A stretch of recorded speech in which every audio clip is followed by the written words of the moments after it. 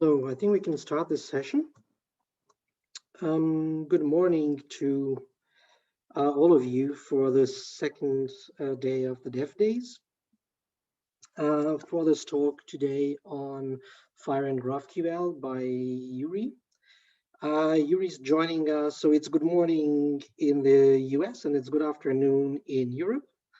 Yuri is joining us from Greece. And I think I'll just, without further ado, hand over to Yuri. I'm looking forward. Thank you, Gustav, and hi, everyone. Yeah, my name is Uli, and I'm a founder of a group called The Guild. We're the largest open source group in the GraphQL world. And I'm based in Amsterdam. Today, I'm joining you from Greece. And yeah, let me share my screen and we can start. Yes, okay. So just let me know if you can see my slides. Yeah, we can see your slides. Perfect. Okay, thank you very much. So, so today I'm going to talk about FHIR, GraphQL, and also about a new technology that is making a lot of noise in the GraphQL world called GraphQL Mesh, and mostly about why is it interesting for you. Probably for some of you who are not knowing GraphQL at all, I will give a short intro, basically the classical GraphQL intro. But then I'm going to also mention kind of like a new way of looking into GraphQL, a bit different than how most people are looking into it today. And why is it actually, and that new way of looking at it, why is it actually interesting for developers who are querying or using FHIR? And I'll also talk about how we got into that field and what led us into that and led me to talk in this conference. And I'm going to end in a kind of like a very big idea that we see gradually happening and hopefully also will happen in the FHIR community. So like I said, I'm a founder of a group called The Guild. We're the largest group in the GraphQL world today. We build a lot of tools. I'm not going to go explaining into them today. It's not really interesting, but I'll just say that there's a lot of them, and we build them individually to create one big data platform. So those are a lot of individual tools. They're all open source. If in any case you want to use or start using GraphQL, you probably are going to use one of them. But we got into FHIR because some of our clients, we work with very large companies like that are using our open source tools and they need support, like Microsoft, PayPal, banks, and companies like that. And we started working with hospitals actually in the last year, and then we started looking into FHIR, and our clients actually pushed us into looking into the FHIR protocol because of their needs, and we found interesting ways to integrate those things. So I'm going to explore some of those ideas with you today. Let's start with GraphQL in a basic thing. So GraphQL in its most basic premise is a query language. The idea is that you can describe the data in a schema. That data can be any data. So that data can come from a SQL database, from a non-SQL database. It can come from APIs, REST APIs, maybe a FHIR protocol API. It can come from local disk. It can come from in-memory. It doesn't matter what data is coming from.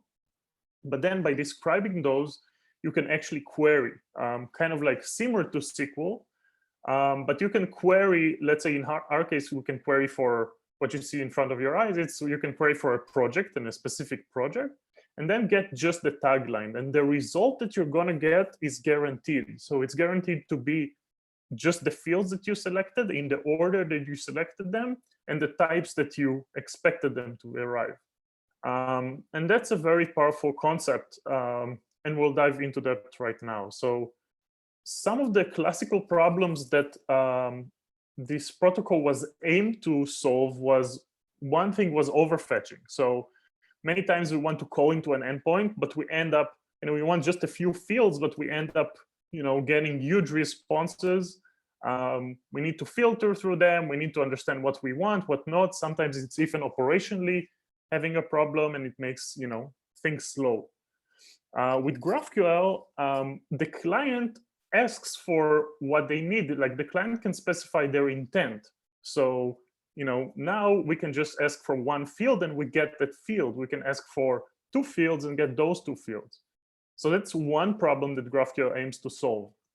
The second problem is basically reducing requests. So let's say in our case right now, we want to render a page with a lists of chats, or it can be something like that. So with REST, many times with classical REST, and of course there's many different ways of solving that, maybe we'll get the list of chats and their IDs, and then for each chat now we're gonna fetch the required information, and that's okay, it works.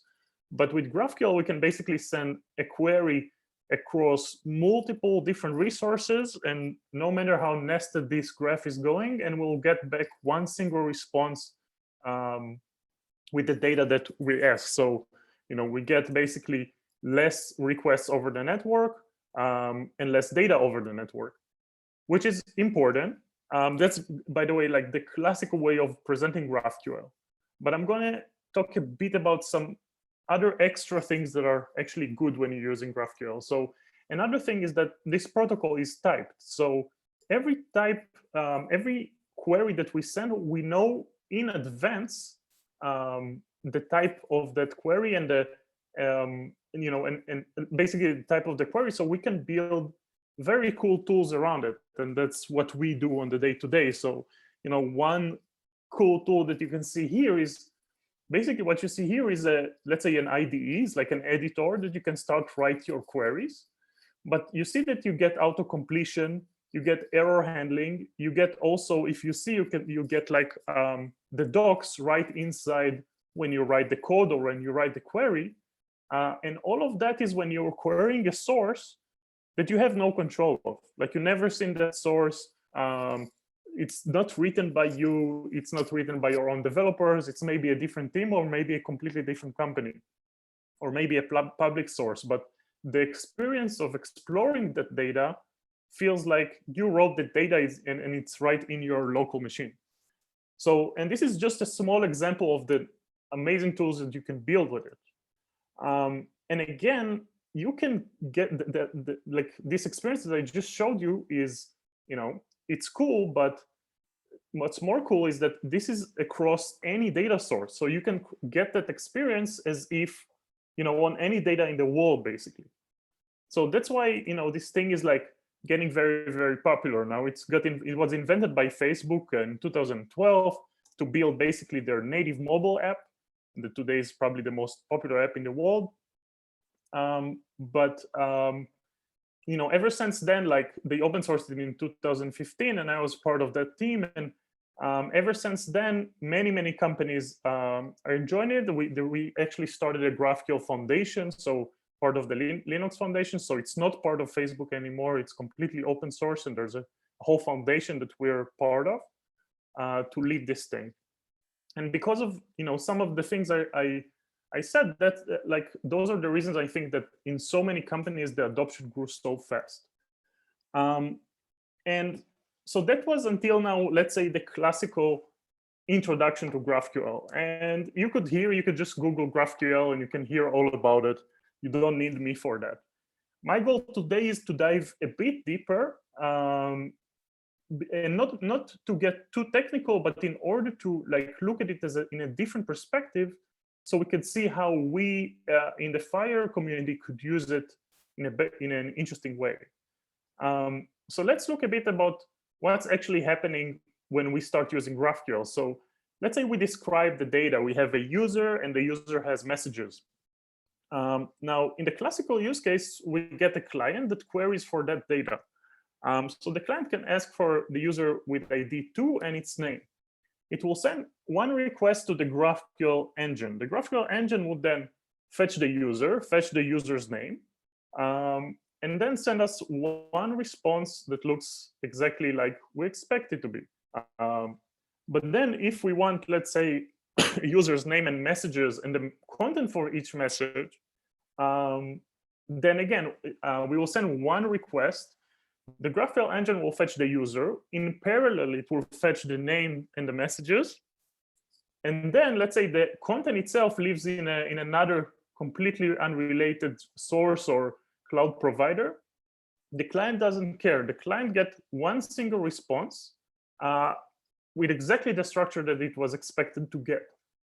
And usually, like I said before, this happens over the network. So what we got here is less data over the network and less requests over the network, which is cool. It's better for performance, and that's one of the original reasons that Facebook invented that. But I want to dive a bit deeper now, because I think there's way more benefits to GraphQL beyond those things. And those benefits are actually, in my opinion, more important to most companies that are not Facebook. So the way we create this GraphQL engine, and I deliberately call it an engine and not a server, and you'll see why in a second, is I create a schema of my data like I described, but then I get to write small functions called resolvers, or in this case, it's small boxes that have very clear definitions and very simple implementation. Each box knows that it's going to get an object, in this case, a user. Then we can write whatever arbitrary code in whatever language inside this thing.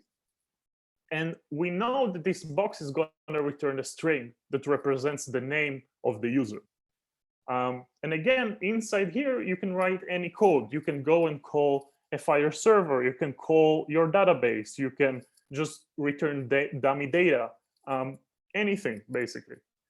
Now, everything you're going to see on this slide, let's call it the pseudocode of the internals of GraphQL, what GraphQL actually does. So by taking those small boxes that we define, that you can very easily, by the way, like split between your teams or give tasks to people, just fill in those boxes, then the consumers, it can be our internal app, it can be third-party consumers, can send a query. Now, the GraphQL engine or the GraphQL function will take all of those things, and everything you see here is going to do automatically. So it's going to send the ID to the first box, execute it, and going to return an object represents a user. Then GraphQL will say, oh, I see that you need the name and the messages. So it will go and fetch the messages and the name boxes, and will run them in parallel. We'll basically copy that object and we'll execute it in parallel. The name is ready. But on the messages, we actually got 3 messages. So again, GraphQL automatically will take each of those messages, will get the boxes that we defined before, execute them in parallel, and put all the results in the right place. All of the things that you've seen here is probably things that you or your developers is doing today manually. Everything is done automatically by GraphQL for you. So when people ask, how is this thing can help us and where, usually, without doing too much revolutions and things like that, what we ask is, where are you using that logic today? Because every company in any execution, in any implementation is doing that work today, but manually. When I say manually, I mean manual code. So let's look at the client, for example. Until now, like, when I described GraphQL, it was always seemed like the GraphQL engine sits between the client and the server. But let's think about how we build apps today, or who are our consumers today. Usually today, we have mobile apps, or let's say web apps, and those apps are calling the server. They're getting the data that they need from multiple endpoints, like multiple resources from FHIR or anything like that. And then they're doing all that processing work of like taking those results and displaying them in the right way on the client. So what we started doing with many, many companies, and some of them I'll mention today, is that we said, well, maybe we can take this powerful GraphQL engine and just put it on the client. So let's get all that automation work and just give those companies an SDK. that automates a lot of the work for like getting data for multiple different resources. And for them, it would look like they get the same magical experience. They get a single graph to query all that data, but it's completely distributed. This engine actually runs on each of the clients without the operational overload. And we can create this global distributed graph. So that's what's interesting now. One of the first companies we actually did this thing with was PayPal. And PayPal wrote in a public blog post a long time ago that they found, and in this case, we're talking about UI developers or app developers or product developers, were spending less than a third of their time actually building UI. The rest of the time was figuring out where and how to fetch data, filtering and mapping over the data, and orchestrating many API calls. Now, building UI is a nice to have or an afterthought. And when we introduced GraphQL to their client side, we basically, in their words, saved 2/3 of their time, automating 2/3 of their work.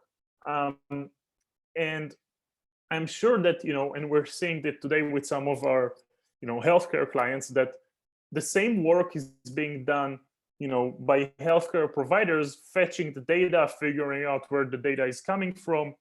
And the FHIR protocol is simplifying a lot of that, but maybe we can take it one step further. And those are UI developers, but the interesting thing is that we saw the same thing happening on the backend developers.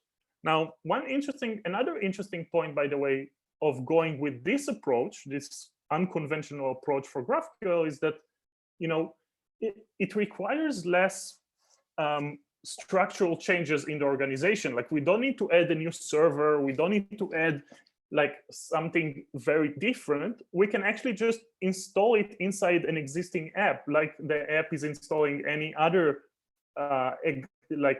helpful libraries that they use anyway. So it's not like, it's much easier to get approvals. It's much easier to start making change in the organization.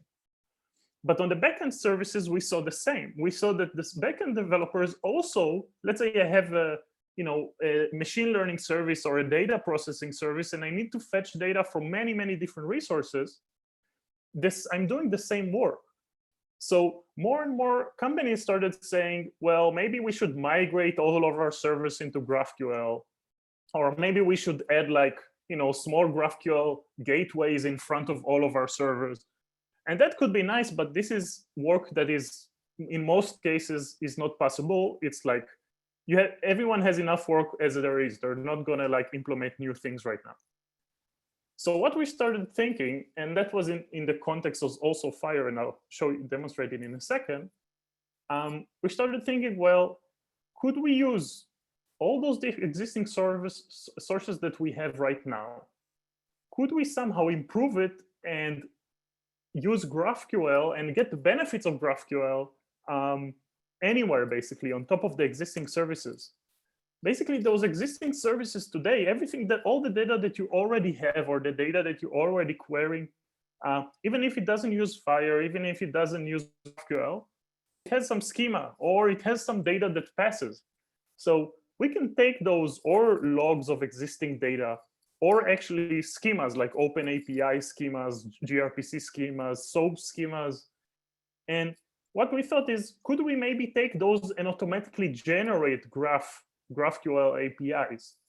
And maybe we can even once we do that, maybe we can also merge all those different sources into one single graph that all of us could query. So that's basically GraphQL Mesh. It's a very important library that we introduced about a year ago to the GraphQL community, and kind of changed the way people think about GraphQL. And what I'm going to show you today is demos of GraphQL Mesh connected to FHIR protocol, and why it could really change the way and the adoption of FHIR wherever you want to introduce it. So GraphQL, very shortly, GraphQL Mesh is basically, let's take all the things that we want from GraphQL, but let's use the existing services we have today. We don't need to migrate them to other protocols. And maybe also their original protocols is actually better. Like, maybe we don't want to introduce GraphQL. Maybe for those services to expose, I don't know, OpenAPI or FHIR or SOAP or anything like that is a good thing. Let's use those things and get the best of GraphQL, which means all the things I talked about before. And also, maybe we can execute it anywhere, and I'll talk a bit about that as well. About the universal language, I'll talk at the end, because I want to give you a bit more context before. So GraphQL Mesh basically connects to many different sources. Those sources can be in your control or out of your control, can automatically convert those into GraphQL. So you could query each individual source as if it was GraphQL, which is extremely powerful.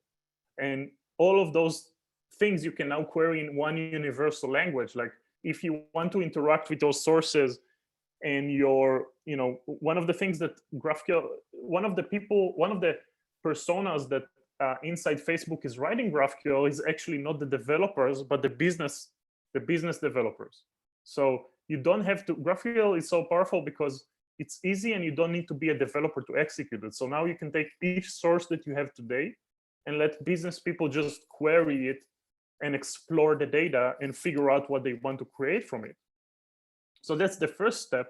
The first step you can see here, like let's say in this case, it's just a simplified example of an event source and location source. So each one of those, you can very easily create a query. There's tools that makes it even much more easier and visual. But then what you could also do is you can connect those two graphs. Like we can take one graph and connect it into another graph to form a new single graph. So what we could do now is that we could expose this data completely differently. We had two single sources, but now we can ask for an event, and we could ask for the weather in the location of the event. And it looks like all the data lives in one place, but actually that data is distributed and lives in many, many different sources. So with GraphQL Mesh, we take all those different sources, we form them into one graph, and then you can execute it and query all of those in one place. But there's also one more thing that I think is extremely important when you want to introduce a new technology. When you think about this thing that merges all your different sources into one graph, you think that this is a single place, a single instance. You need to run a server now. And that server also has an operational cost and security cost, because now it's one place that can, has all the data. All the data is flowing through it. It can go down. Who knows what could happen. But with GraphQL Mesh, all that work could be done as a single instance, but also we can generate a distributed SDK. So like I said before, you could generate your one single graph that fetches data from all your different sources together with other remote sources. Let's say, for example, you have your patient's data, but then you have the public COVID data. And maybe you want to merge them together and give your patient data about the cases in their own city or in their own neighborhood. But you don't want, for example, to own that data. You don't want to, to merge it inside. You can actually take this, you can generate that SDK and put it on your client's SDK, on your client app. So now it will feel for your developers that they have all the data in one place, but it's completely distributed. Let me show you an example. So by the way, in terms of the handlers we're using, we have OpenAPI Swagger, gRPC, SOAP. We can take all data. We actually work with Microsoft, and we migrated all of Microsoft MS Graph, which is like basically a graph in OData for all the Microsoft applications, and converted that to GraphQL. They tried to do it manually for over 2 years and didn't succeed. Then they worked with us, and we managed to do that work. So it was a great success, and it was really fun to work with them. And lastly, we just created a new handler for the FHIR protocol. And I'm going to show you that right now really quick. So what I'm going to do here, this is a short video. I'm going to skip through a lot of the steps, because tomorrow I have a session where we're actually going to build what you're going to see here. But basically, we have nothing now. We're just going to start basically a new project from scratch. we're going to install a couple of packages from GraphQL Mesh. I'm going to skip those steps really quickly. And then what we're going to do is basically create the GraphQL Mesh YAML file. This is the configuration file. And what you see here is basically all the code that you're going to write. So you see, I'm just declaring a new FHIR source. I'm telling it the handler is FHIR, and I'm pointing it to the happy FHIR server. That's all. Now, just by doing that and running GraphQL Mesh, what you will see now is that is this. Now I can actually start querying GraphQL. Now, again, remember that server is not my server. That server doesn't know GraphQL. It's a regular endpoint. You can see that just by doing those 4 lines of code, I get the whole documentation of what I see and what that server can provide. And that's specifically not only, it's taking it from the JSON schema of the FHIR protocol together with what that specific server can actually provide. So again, everyone now can start using GraphQL without knowing GraphQL or implementing any of it. That's a live example, by the way. You can go to our like, we just open source it. So if you go to our website, like graphqlmesh.com, and then you go to the GitHub repository and the examples, you can go and play with it today. And tomorrow I'm going to actually help you write it yourself. So you can see that a patient also has address. So that's cool. So I can like query for the patient address. I can pick and choose my fields, and that's already very, very powerful. And again, I can, you can see the docs. I can search for everything I want, for whatever I want to query, and just query whatever I want. I'm going to skip a bit. Yeah, so that's really nice. Let's skip for the next part. Now, after doing that, I can also query for, by the way, I can search. So we have search in FHIR, as you probably all know. And I can search for, in this case, I want to search for a specific location. So that's cool. So I can search for a location, and then I can also display all the different locations and pick and choose the fields that I want from specific location. And again, nobody wrote GraphQL here. Nobody implemented GraphQL. We just wrote 4 lines of code, the same 4 lines of code that I showed you before. So that's very, very powerful. Let me jump to the next example. But now what I want to do is I want to merge and build a new graph. So what I want to do, there's a public GraphQL COVID API.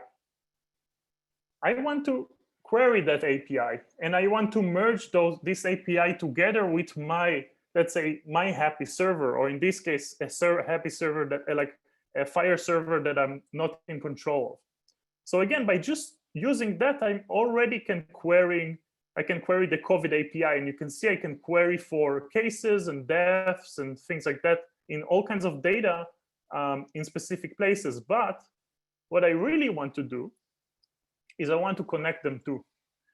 So what you see here, I'm going to take the address from the FHIR server, and I'm going to connect it with the cases from the COVID server.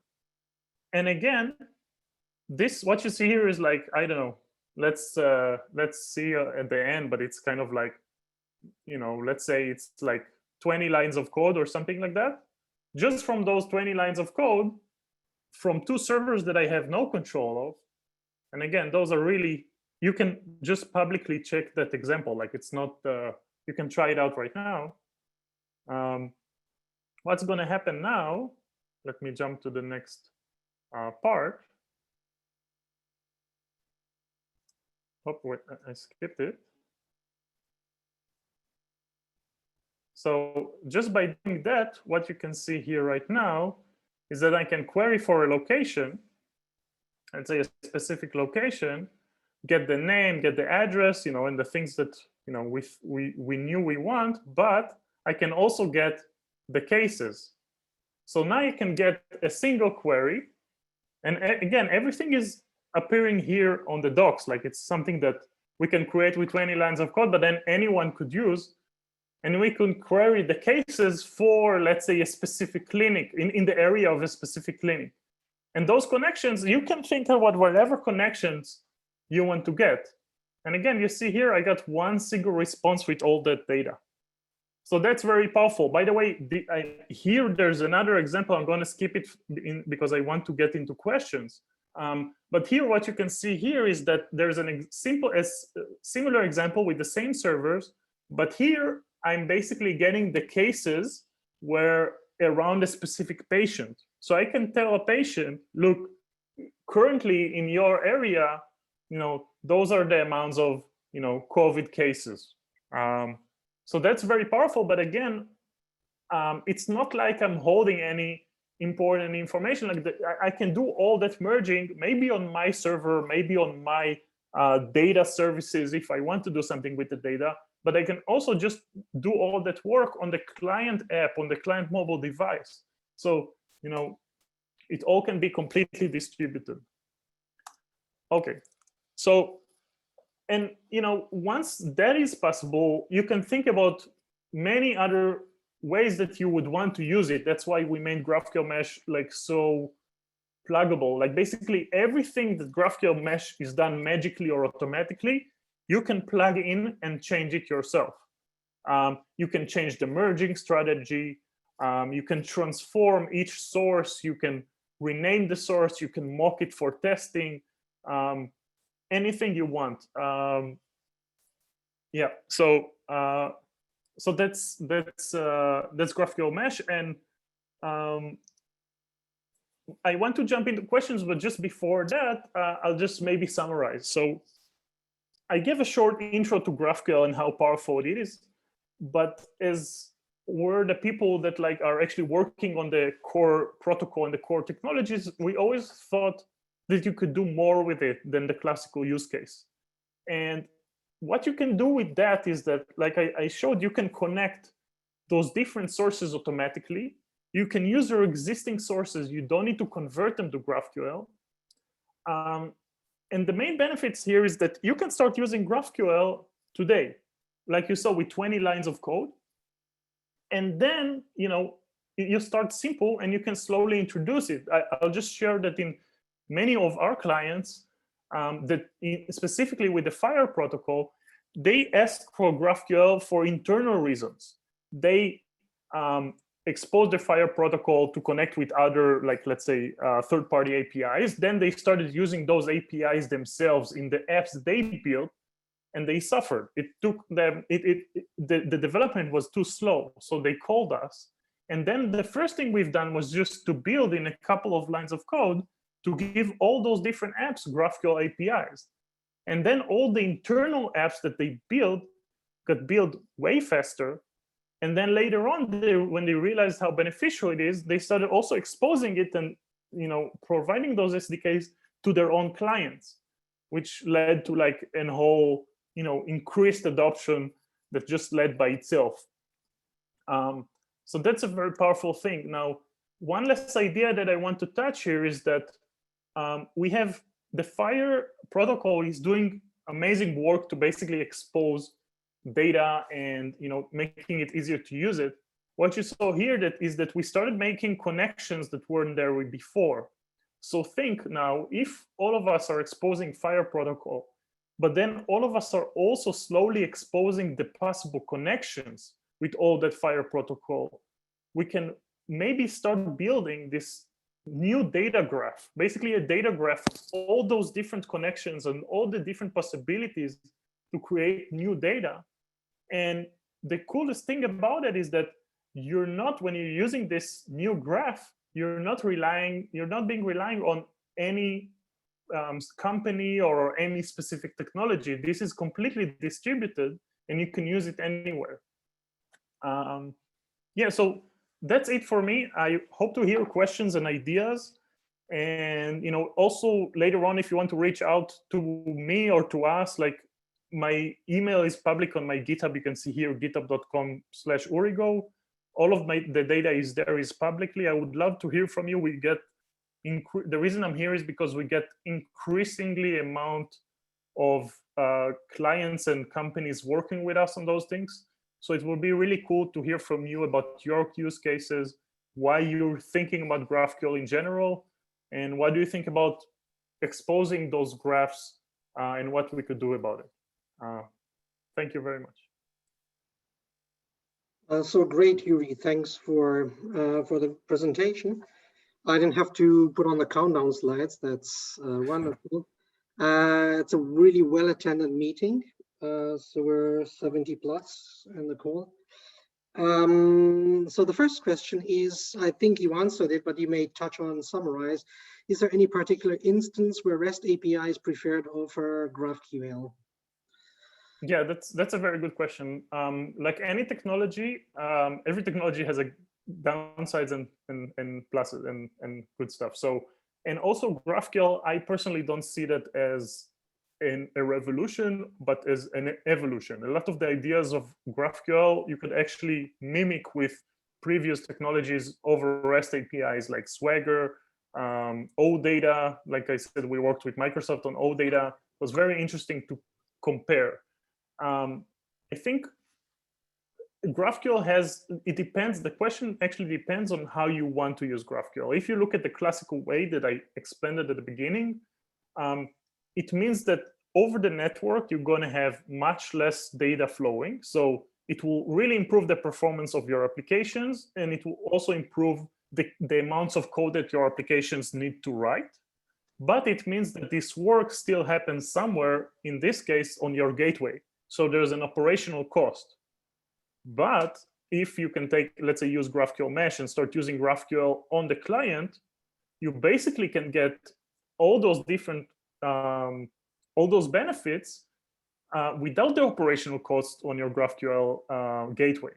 So you can leave your servers still exposing regular REST, but give your clients GraphQL SDK that could benefit from that. So yeah, right. I hope that answers the question.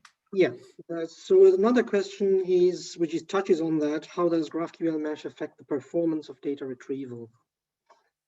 Another good question. So it could benefit it, and again, depends where it's executing. So usually people compare GraphQL to REST, but what they forget is that once you fetch the data from REST, you need to do some manipulation in order to do something with the data. So if you execute GraphQL on your server, then now you give your server the responsibility to kind of like design that data in the way that the client needs, which is cool. With GraphQL, it happens automatically, but it also comes with, again, an operational cost. But again, thanks to GraphQL and GraphQL Mesh, you could run that anywhere. So you can execute that on the client instead of the same work that you're doing today. So then there's no operational cost. And in my opinion, there's actually more benefits because you can automate a lot of the optimizations. Like many times you write that code manually, and then you need to manually start optimizing. With GraphQL, because you know the intent, you know the query, you can do a lot of automatic optimizations, kind of like databases are doing automatic optimizations when you send them SQL queries. You could do the same on the client.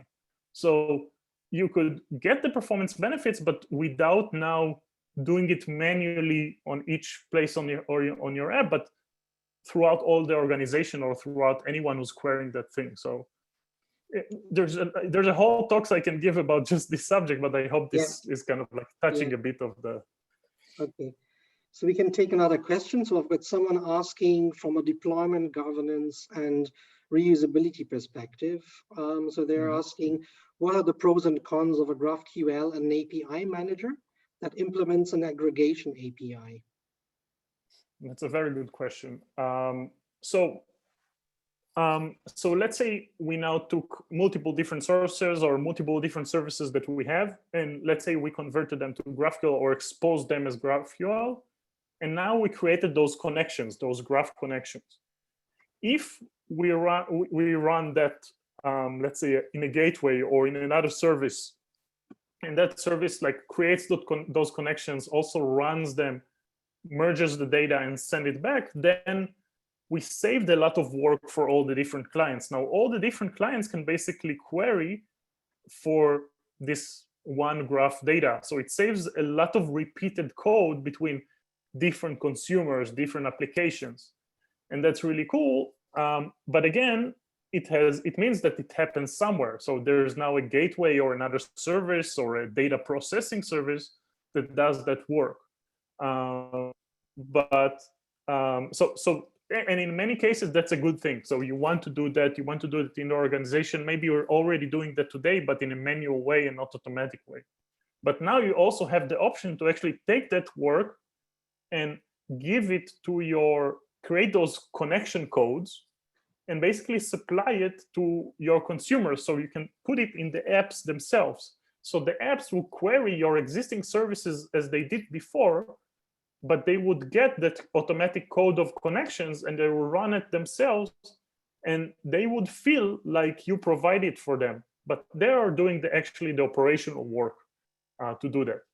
So I think it's a very powerful idea that you can create those connections, but then let your consumers execute them if you want.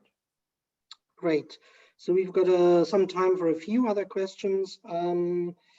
So one which has a plus vote here: how can you merge the FHIR generated schema with existing schemas?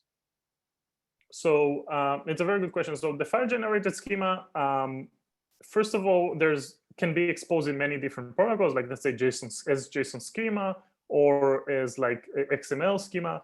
We handle both. And then what we do when we look at we introspect, let's say, some FHIR server, we understand from all that huge JSON schema which entities the service provides, and that is actually the schema that the specific handler of the specific server is exposing. Now it exposes what we do, then we convert it into GraphQL.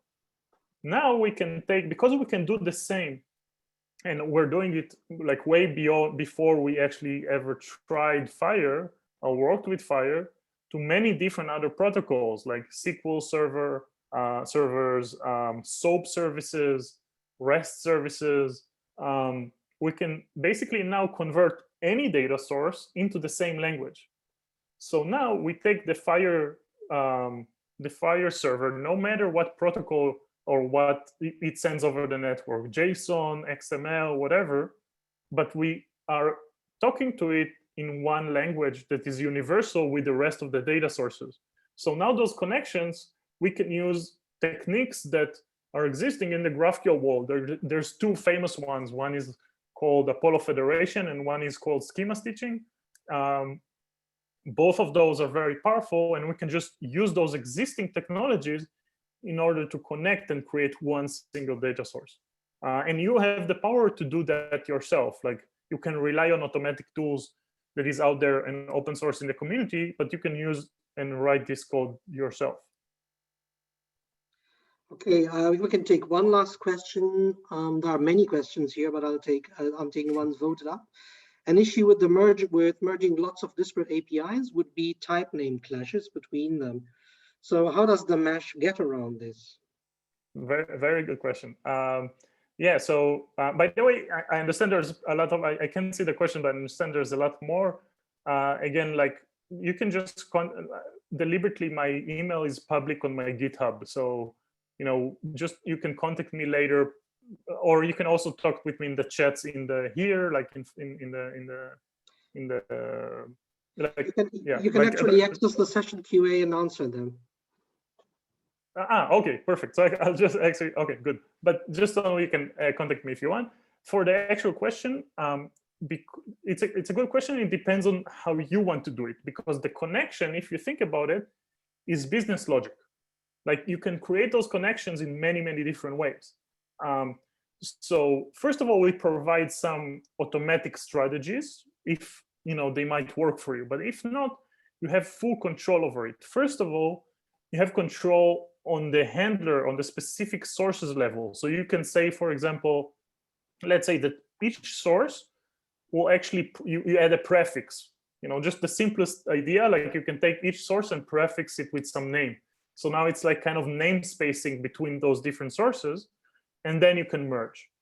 Another thing is the merging itself we basically expose as a function. So, and there's many automatic tools you can use. So we expose also hooks. For example, we can tell you if there's, in case of a conflict, there's a hook, and then in that hook you can write code. Like you get in this function, you get, let's say, the two fields that are conflicting, and then you can change them however you want.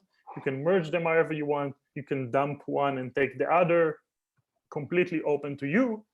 What's the interesting thing about it is that later on, you can take that code that you wrote just for yourself, those specific connections, and then you can expose them. So now, maybe we could actually have like a community of data connections, not data sources. Okay, great. So sadly, we've come to an end of this great talk. It was well over 100 attendees. So you've got a bunch of questions to follow up on. I'd request all the attendees to rate this talk, this great talk, and it would be that would be really great. And follow up with Yuri on the in the chat. So please enjoy the remaining Dev Days, guys. Thank you. Good talk, Yuri. Bye. Thank you very much. Bye.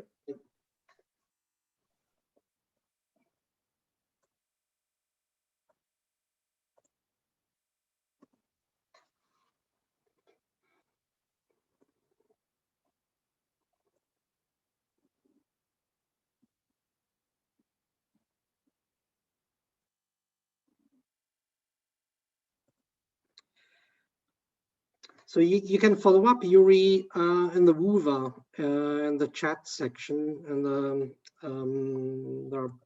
it's the session QA. So you'll be able to follow up over there. Thank you. I'm looking for it now. Exactly. So I'll just stay on for the next 5 minutes. If people follow up in the chat. And yeah, really good talk. So actually it was about 110 attendees, really well visited. Yeah. So the hashtag, actually somebody answered. So if you want to post on the talk, so the official hashtag is FHIR DevDays, one word. Oh, on Twitter, you mean? Yeah, on Twitter, sorry. So it's FHIR okay. DevDays, one string. And then you could probably just post GraphQL Mesh, and then you could post your talk there. FHIR DevDays, that's the hashtag? Yeah, exactly. Oh, okay, found it. Okay, thank you very much. Good. So I'll just stay in. I'll just stay in for 2 more minutes. There might be some questions coming up. Yep. And